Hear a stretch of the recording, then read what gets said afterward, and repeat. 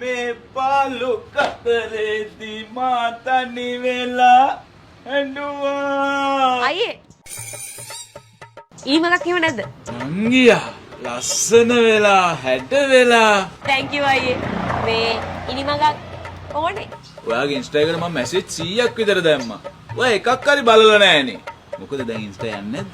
මේ ඉනිමග ගන්න පුළුවන් වෙයිද දන්නේ නැහැ නේද? ඔයාගේ FB එකටත් මම රික්වෙස්ට් එකක් දැම්මා. එයා ඒක ඇක්සෙප්ට් කරලත් නැහනේ.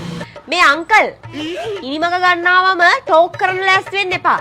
තියනවා නම් තියනවා කියනවා නැත්තම් නැහැ කියනවා. ගෙදර පේන් කරගන්න බරක් වෙනවා. මේ නංගියා මට ඔයාගේ නම්බරේ ටිකක් දෙනවද? මම ඉනිමගක් ගෙනෙල්ලා ඔයාගේ මුළු ගේම පේන් කරලා දෙන්නම්. මේ අංකල් තරින චූඩි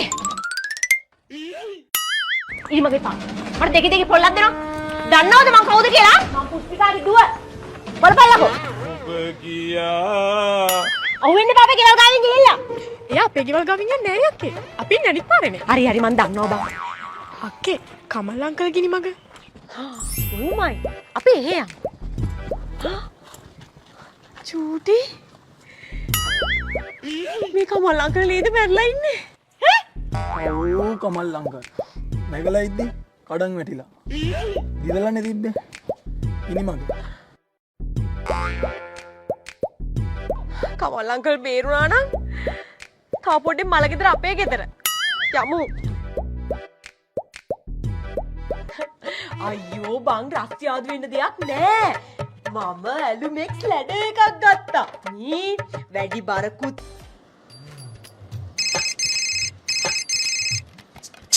Pushpika's ladder speaking.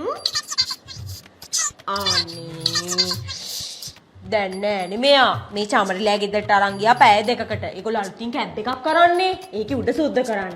ඕ ඊට පස්සේ කමලලෑ ගෙදර අඹ කඩන්න ගෙනියන්න තියෙනවා. ඉතින් එතනත් පැය 3ක් විතර යයියානේ. පැයට 500යි. මොකටද දන්නේ නෑ නේද? තීන්ත ගාන නම් දෙන්නේ නෑ අනේ. බෑනේ මෙයා සවුත්තු කරනවනේ ගෙනිච්චම. හැබැයි මෙහෙමයි ඉතින් මට ඔයාට හින්දා දෙන්නත් පුළුවන්. මේ තීන්ත පැල්ලමක්වත් තිබ්බොත් ඉතින් සුද්ධ කරලා ගෙනත් දෙන්න නැත්තම් ඉතින් පුංචි දඩයක් ගහනවා හොඳේ. හරි.